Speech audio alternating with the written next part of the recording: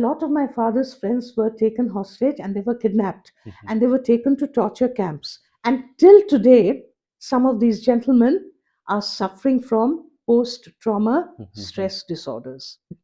Came close to our house, Mhm. our beautiful bungalow there.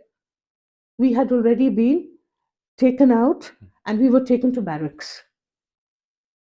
That was the first close up Mhm. view I had of terror, and it Mhm. was very close.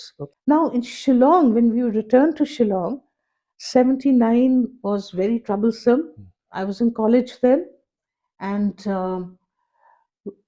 79 was really, it was, I don't think you were born, We no? weren't born on. So that time it was really very frightening Mhm. because, the colleges closed down for quite some time. And then we heard stories about a lot of people who were killed on Jacob's ladder, Mhm. and bodies were found in sacks, and we couldn't go out of the house at all. And there Mhm. was curfew, Mhm. which was relaxed from time to time. Mhm. And so that was a very troubled time. And it was bad for everybody, for not just the tribals, or I mean the non tribals, but even for the tribals, for everybody, it Mhm. was a hard time.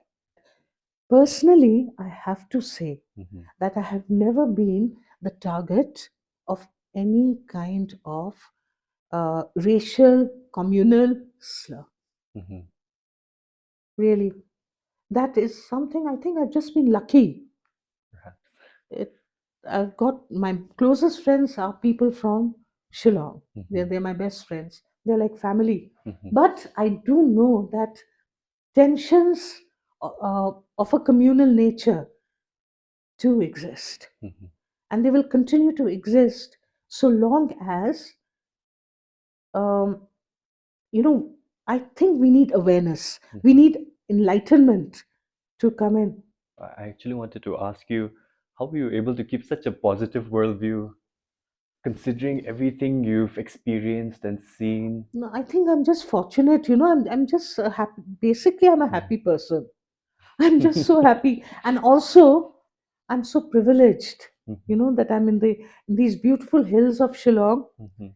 And I feel such utter joy when I'm close to nature. Mhm. And this is another thing.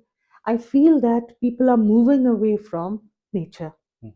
harmony. I mean, if you really think about the meaning of peace, Mhm. what is peace? Peace is being able